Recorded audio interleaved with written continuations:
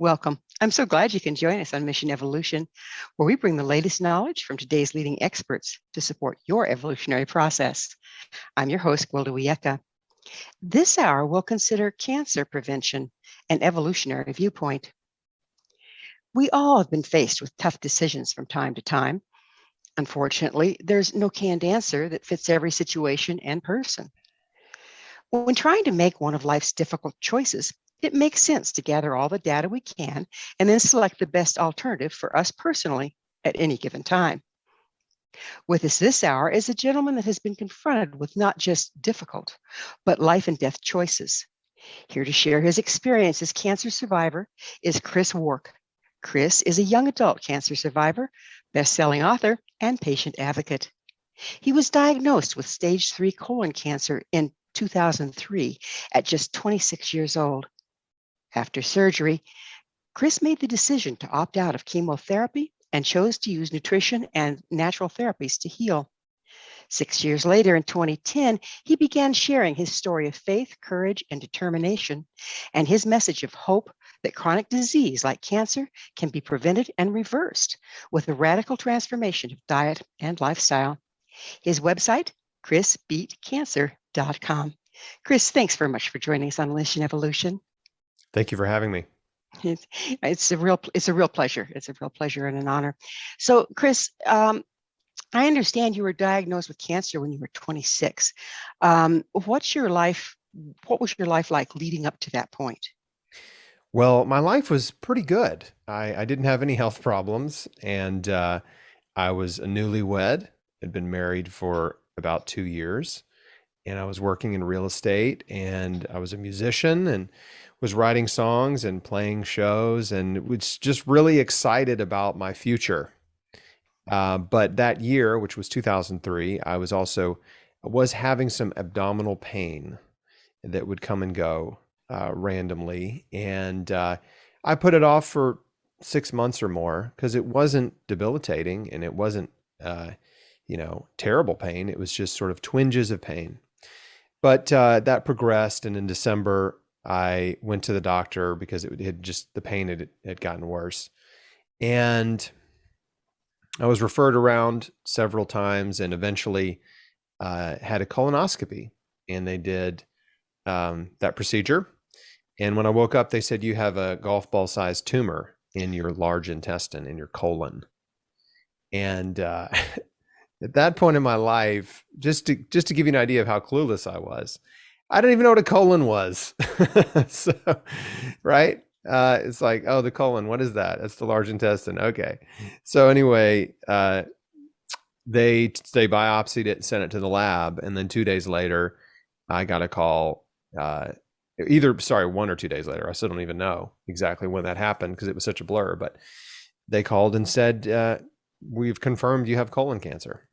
My goodness. I mean, you had no clue before that or any inkling that something wasn't right outside of just an occasional twinge? Right. No clue. Colon cancer was the furthest thing from my radar. I thought maybe I had an ulcer, right? I don't know. I didn't know anything about anything with regard to health. So yeah, it was a total shock, as cancer diagnosis is at pretty much any age, but especially as a young adult. And right. What happened to me was very typical. And that is, I was rushed into treatment out of fear. Well, that's pretty terrifying to find out that you have a life-threatening disease, and you apparently didn't have weren't armed with any prior knowledge of even what the colon was, much less what the cancer would entail. Am I correct in that? I didn't know anything about cancer. I didn't know much about health or healing.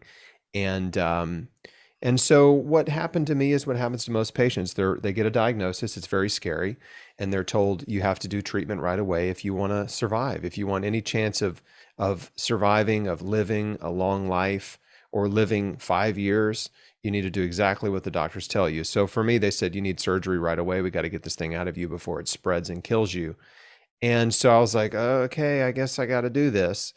And they wanted to have me in surgery within just a couple days. I mean, you don't have time to think about your life. You don't have time to read and research or talk to anybody. I mean, that's what happens. Patients are rushed into radiation or chemo or surgery before they know what's happening to them. And so I did have the surgery. When I woke up from surgery, they said, it's worse than we thought. You're stage 3C. You're going to need 9 to 12 months of chemotherapy. And, So, Chris, what went through your mind at that point? I mean, you're still in the hospital, yes, when you get yeah. this information, and still probably debilitated from the surgery itself. What went through your mind? Well, I was on some really heavy drugs at that point. So there wasn't a whole lot going through my mind. You know what I mean? They just cut out a third of my large intestine and sewed me back up and given me some really strong drugs. So I was just basically unconscious, for days in the hospital. And I sort of just, they told me I would need chemotherapy and it was like, okay, I wasn't thinking clearly at that Did you time.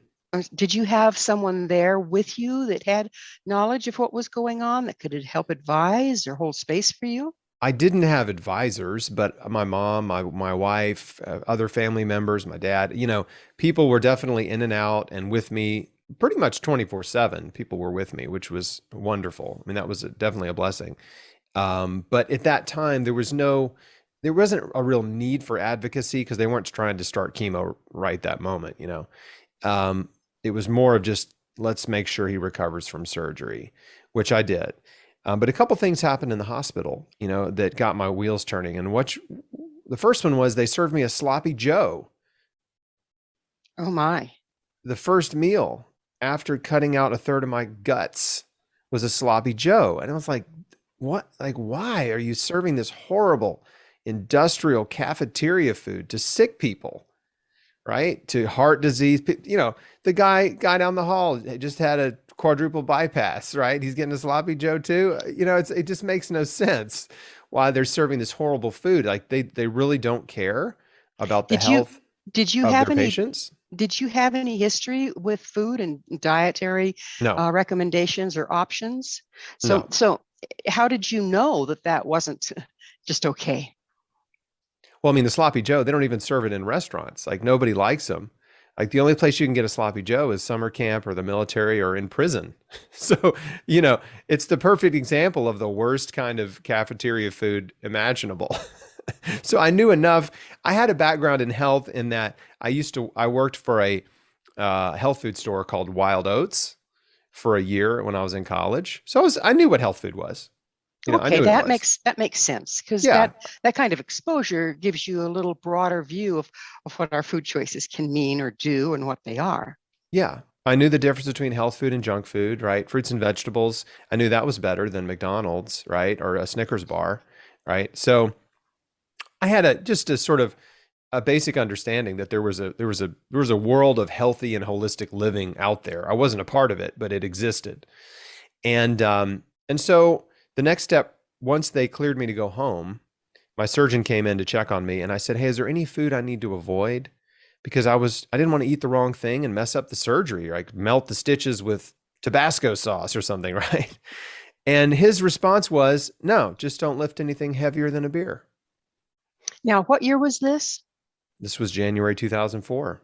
Yeah, fortunately, some of that's come a long ways, but at that time, they didn't have that information. There was, they had the information, they just didn't have any regard for it. That's the reality. And some hospitals and doctors are more aware of nutrition now, and others still shrug their shoulders and say it doesn't matter, right? And if Right. you look at how many doctors are overweight or obese. Look at how many doctors smoke Well, cigarettes. we're Still, look gonna at how many doctors drink we're gonna alcohol every day. we're gonna have to pick this up on the other side of a short break. Chris and I will return, so don't go away. This is Mission Evolution, www.missionevolution.org, and you're watching the X-Zone TV channel, www.xzonetvchannel.com. Hello again. This is Mission Evolution, missionevolution.org. We're dedicated to unification and evolution of consciousness. With us this hour, discussing his experience as a cancer survivor, is Chris Wark. His website, chrisbeatcancer.com. Chris, we were just getting into the changes that have gone on since the time you were in the hospital with nutrition, and that you had a little bit of nutritional background, but at the time, the hospitals and the doctors didn't really regard it as an important part of healing. We have seen changes since then. What puts you on the track of diet being an issue here? So, the hospital served me this horrible sloppy Joe meal, the first meal, and all the other food they brought was terrible, like meatloaf and other stuff like that. My surgeon told me it didn't matter what I ate.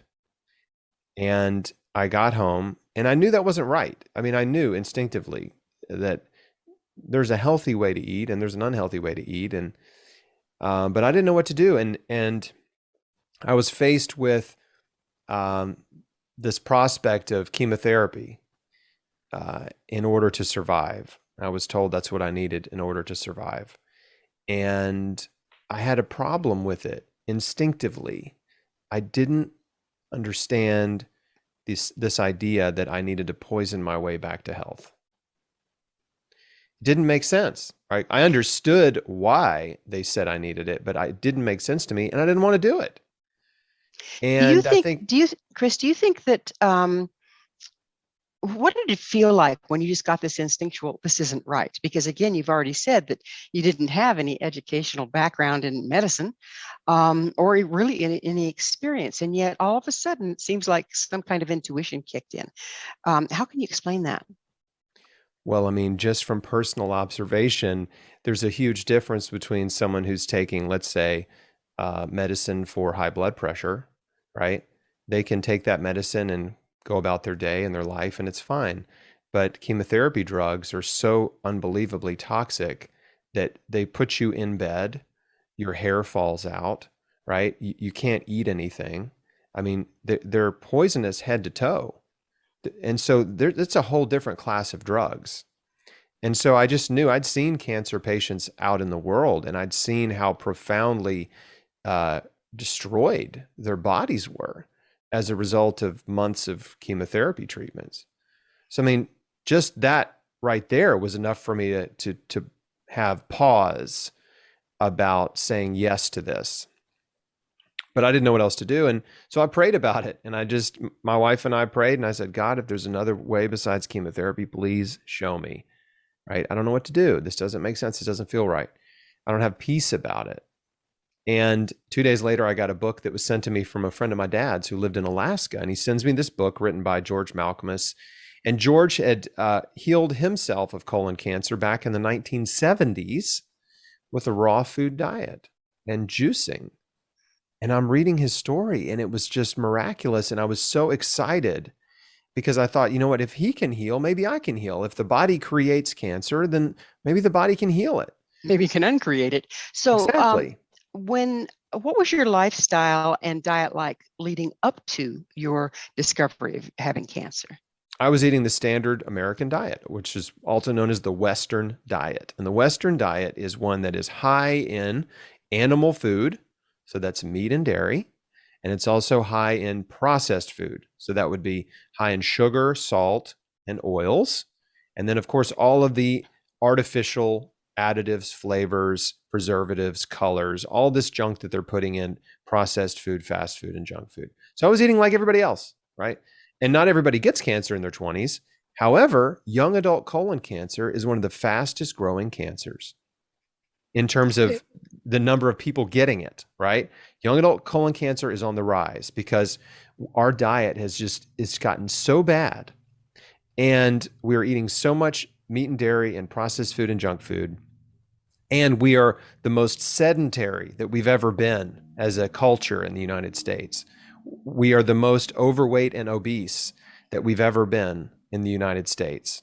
Smoking is the number one cause of cancer, but the number two cause is obesity. And this is something they're not talking about on the news because they don't want to hurt anybody's feelings. And the reality is like, this is life or death. If you're overweight or obese, there's no shame. Like, I'm not trying to make anybody feel bad or guilty about it. You're overweight or obese because you live in a country with unlimited food, right?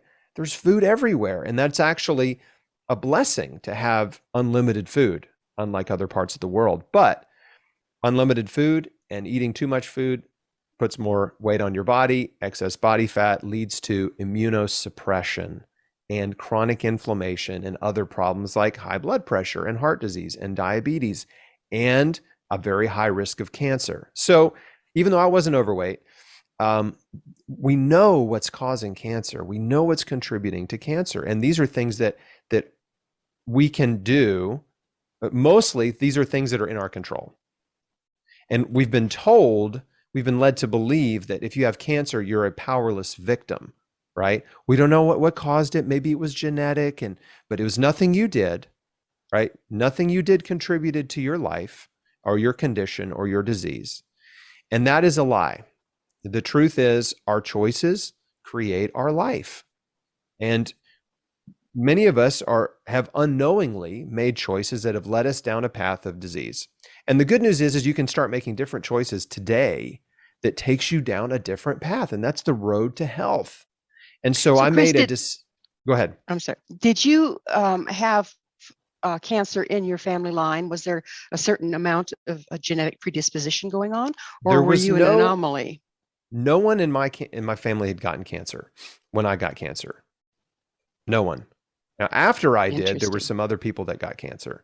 But there was no family history up to that point. And how much do you think your job and stress and lifestyle also added outside of just what you were eating? Well, we know that up to 90% of cancers are caused by poor diet,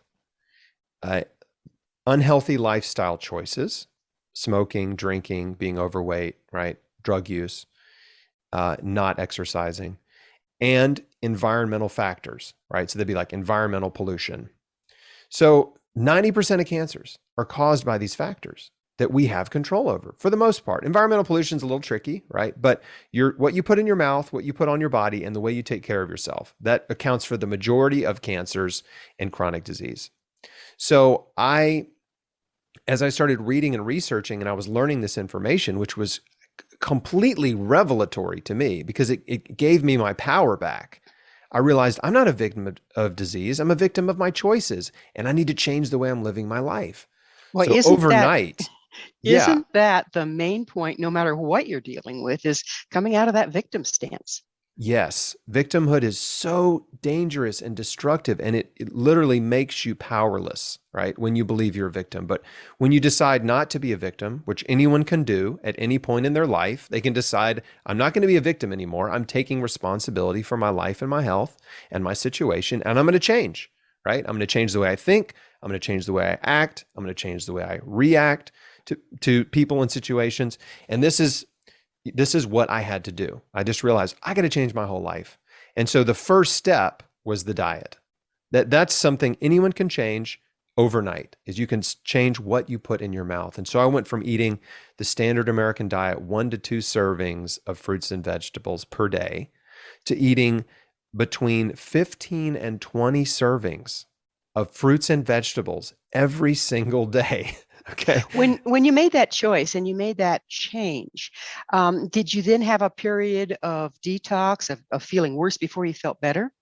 Yes. The first week, I felt pretty lousy on a raw food diet, right? My energy was low because, you're experiencing withdrawal from meat and dairy, sugar, salt, and oils. We're going to have to pick up on the withdrawal on the other side of yet another break. Chris and I will return to our discussion. So you stay right there. This is Mission Evolution, www.missionevolution.org, and you're watching the X-Zone TV channel, www.xzonetvchannel.com. Welcome back. This is Mission Evolution, www.missionevolution.org. Our guest this hour is Chris Wark. We're speaking about cancer prevention. His website, chrisbeatcancer.com. Chris, we were talking about the what you started going through when you radically changed your diet overnight. How long did what we call detox or a healing crisis, how long did that last? And were you tempted to go, I'm worse instead of better, I'm going to do something different? This is really important because when you make a radical change to your diet, you will experience withdrawal. So if you've been eating tons of sugar and salt and processed food, right, tons of meat and dairy, drinking lots of caffeine, right? And you stop doing those things, right? There will be a few days where you don't feel right. You may have a huge drop in energy. That's pretty common. You just feel tired and low energy and like, oh, I don't feel good. You might get headaches, right? You might feel nauseous. You might even break out, in pimples or hives. Like there's crazy things that can happen when your body starts to detoxify. And so for me, yeah, I just had a few days of feeling kind of low energy and not feeling great. No, I didn't have any extreme detox symptoms, but they're not uncommon. Point is, within a week, I started feeling really good. A week of eating all raw fruits and vegetables, fresh fruit juices, giant salads, fruit smoothies. Just took about a week. And then my energy came back and I felt better than I had in a long time. And so it's important to know, like, you got to get over that little bit of a hump. And if you're thinking about this or you've tried, I can remember years ago, someone said, oh, I tried a raw diet and I just couldn't do it. I just felt bad. I tried it and I just, on the second day, I just had to quit. And I'm like, oh, you just got to push through a little longer, right? Just got to push through that little difficult period and you start feeling good. So I did that and went, there's a lot of pressure to go see the oncologist and to do chemotherapy, even though I was really starting to think I didn't want to do it.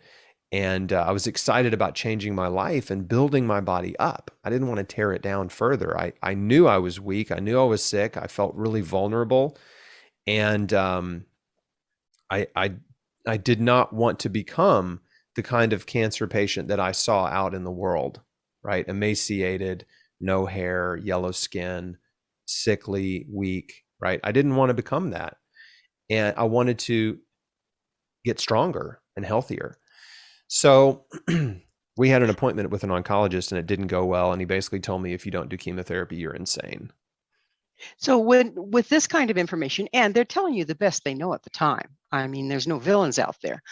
But with this there kind are of villains out there. with this kind of information, what response were you getting from your family, from your support system? I mean, this is a scary time and tough decisions. Well, What were they people saying? around me were trying to help and they loved me, but they didn't know how to help. And they were, many of them, operating on this false belief that chemotherapy is the best solution for a cancer patient. And the reality is, since the introduction of chemotherapy, really back in the late 1950s, 1960s, up till today, the cancer death rate has only improved by about 5%. So think about that. 5% in almost roughly 70 years. That's So horrible. where do those figures come from, Chris? These are well documented. You can Google cancer death rate is only improved 5%.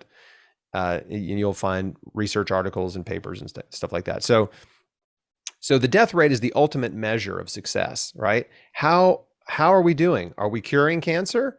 No. The death rate has only come down 5% since the late 1950s. If that's not the most indicative scorecard of failure, I don't know what is. So once you made your decision, which was not an easy decision, I suspect, with this kind of feedback, once you made the decision, did you oscillate, or did you really stick to your guns and feel that this was absolutely the path for you? Well, every day you're dealing with fear. You're dealing with worry and doubt and uncertainty when you have cancer. And every day I just had to give my fear to God. I had to learn how to trust him to lead me and not to operate in a perpetual state of fear. And we've seen what fear does to people. The last 2 years have been such an incredible, eye-opening season for a lot of people, because they've seen how easily you can manipulate people with fear. When you're in a state of fear, that's been going on all along, yeah, and continues as long as we play the game. Yeah, but as long once as we you don't step out of that game, recognize exactly. when you don't recognize fear mongering, right, you become susceptible to it. And when you're in a state of fear, I had the gift, cancer, I have so many blessings as a result of cancer, but one of the things that it taught me was it taught me how to live how not to live in a state of fear, how to recognize fear and how to deal with it and not let it consume my mind and my heart. Because when you're in a state of fear, you cannot make informed decisions. You cannot think clearly or rationally. You will operate in a irrational, impulsive way, and you're easily manipulated. And I learned that the cancer industry exploits fear to rush patients into treatment. And so when I saw this happening with everything going on in the world in 2020, it was very obvious to me. I was like, oh, I know this playbook, right? This So, is so this is Chris, fear mongering.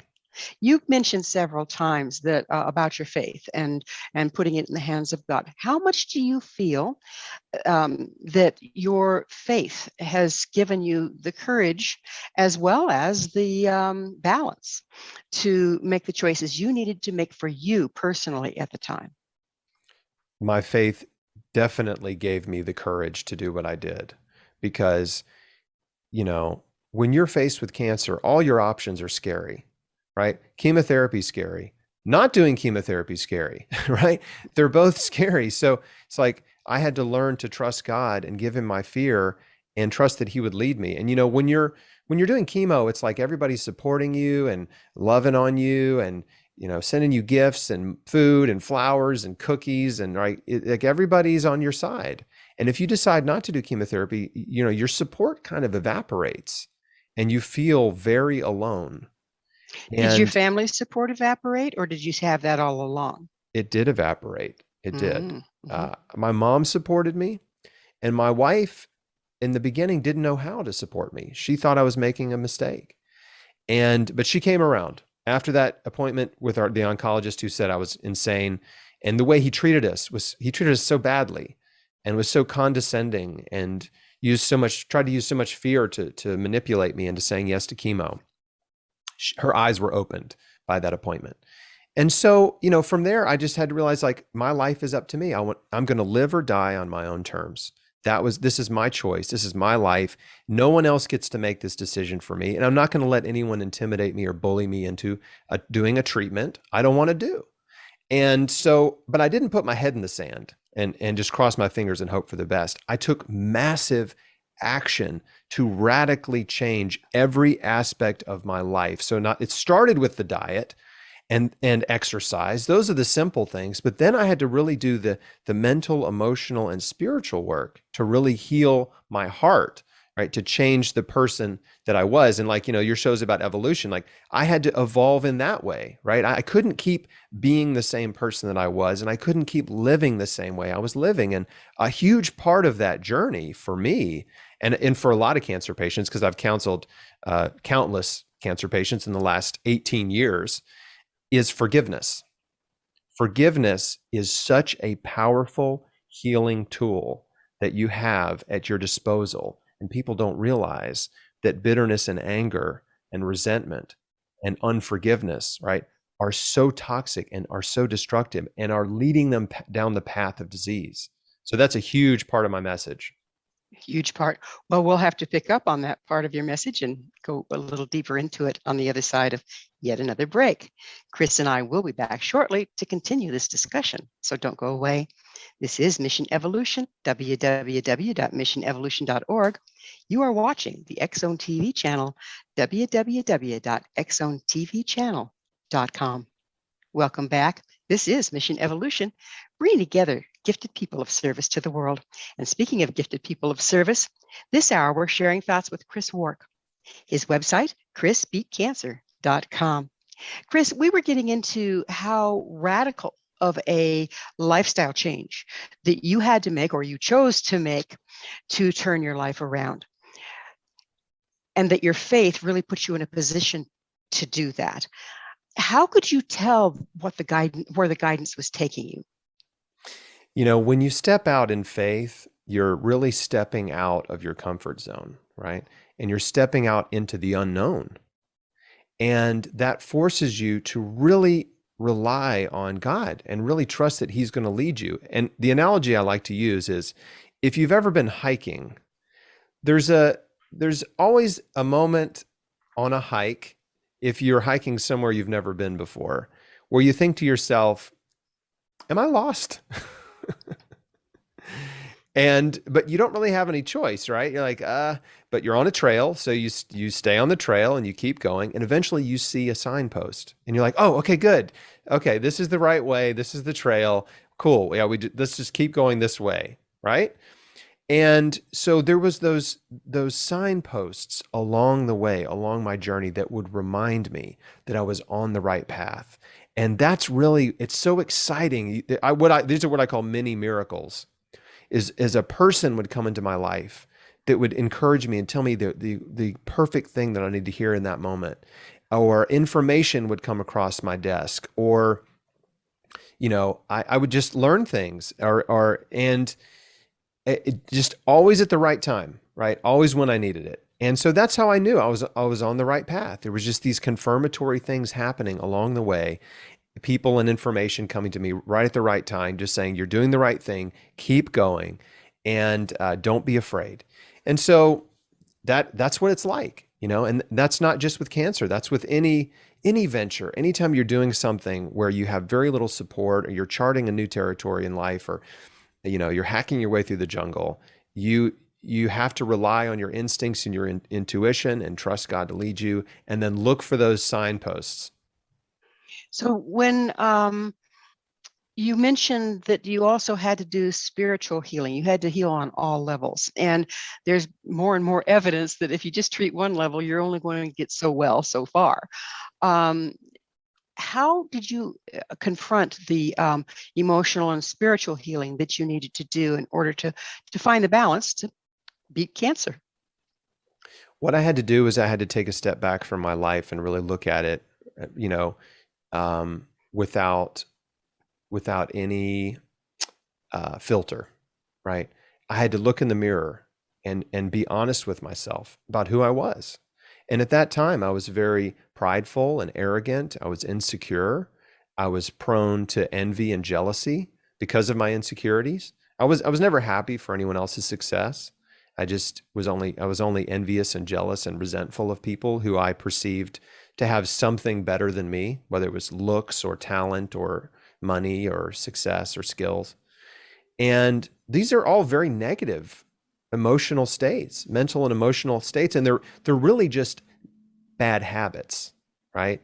These are bad habits that we develop, the way we perceive the world, the way we interpret others and events that happen to us.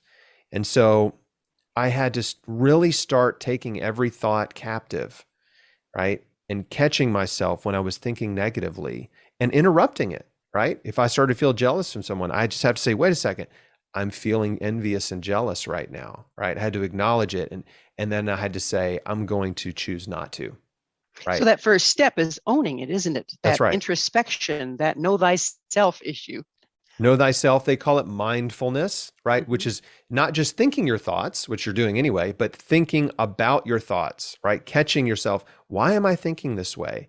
And choosing to think differently if it makes sense. So if I was feeling judgmental or critical, if I was thinking that way, I could stop and be like, I'm being critical right now. I'm going to choose not to, right? I'm not going to judge that person. I don't know them. I don't know anything about their life. I'm going to choose not to be judgmental, right? Got it. I'm going to choose not to be envious to this person. I'm going to count my blessings and practice gratitude because, yeah, okay, they've got a Ferrari and a giant house. I'm making this up, but they've got this great life and everything seems perfect. But I have a great life too. I have a house. I have a wife who loves me. I have a baby on the way, right? I have running water. I can see, I can hear, I can walk and talk. I started just really taking stock of all the blessings I had in my life, and I still do this. And it just completely transforms your attitude and your perspective when you're starting to feel frustrated and discouraged or, irritated about minor things in your life. You can always just stop in that moment. And even when you have big problems like cancer, you can stop in that moment and start counting your blessings. You just realize how much you have to be thankful for. And so Gratitude this is was a a habit I huge had to cultivate. Gratitude is a huge transformative power, isn't it, in our lives? Yeah, it's So huge. speaking of transformation, you're now a patient advocate, I understand. What kind of education did you need to switch roles? Well, 6.5 years after my diagnosis, I started a website called chrisbeatcancer.com. And that was really just me sharing my story. I just felt like, man, I survived cancer. I did it my way. I did some very unconventional things, but I changed my life in a big way, in every way. And I feel like this will be encouraging. I feel like there's other people out here that out in the world that maybe they want to do this, that this makes sense to them too. So I started sharing my story and making videos and writing articles, and it really just took off. And it over the next 5 years, it just consumed more and more of my life and my time. So you And came from your experience, not necessarily being trained as an advocate. no, it came from my experience for Mhm. sure. And then self-education, reading and researching and learning about Right. nutritional science and cancer treatment in the cancer industry. And so that took over my life, and then coaching other people and helping them get control of their life and their health. So Well, it Chris, snowballed. we're getting close to running out of time, and no Mission Evolution episode is complete without my asking, Chris, what is your mission? My mission as a patient advocate and a survivor is to provide hope, encouragement, inspiration, and practical action steps to anyone that wants to change their life and improve their health. That's either to reduce their risk of ever getting cancer or to increase their odds of survival if they've been diagnosed. And the good news is you have options, and your choices matter, and your choices now today will affect your future tomorrow. And you can change the way you're living, and in doing so, you can change your life and change your future. That's what I'm here to do. Well, it's a very worthy mission. And if a person changes that on that deep level, doesn't it change everything? Absolutely. I mean, we've been conditioned to believe that we're powerless, right? And the truth is, your choices create your life. And if you want to change your life, you have to change your daily routine. And great, this is simple things. These are simple things that anyone can do. Anyone can start eating more fruits and vegetables. Anyone can get out and walk, pretty much, or find a way to exercise every day. Anyone can forgive. Anyone can choose to think positively when you have a bad habit of thinking negatively, right? And so if you have the beat cancer mindset, that's what I call it, you have to be willing to change your whole life and take full responsibility and stop making excuses. And Well, I'm here to help unfortunately, you do it. all right, Chris, thank you for being there for us. And unfortunately, we are out of time. Thank you so much for coming on the show. Thanks for having me. Our guest this hour has been Chris Wark, author of numerous books, including Chris Beat Cancer, a comprehensive plan for healing naturally. His website, chrisbeatcancer.com. This has been Mission Evolution with Gwilda Wiyaka. For more information or to enjoy past archived episodes, visit www.missionevolution.org. You are watching the Exxon TV channel, www.exxontvchannel.com. Please be sure to join us right here next time as this mission continues, bringing information, resources, and support to our rapidly evolving world.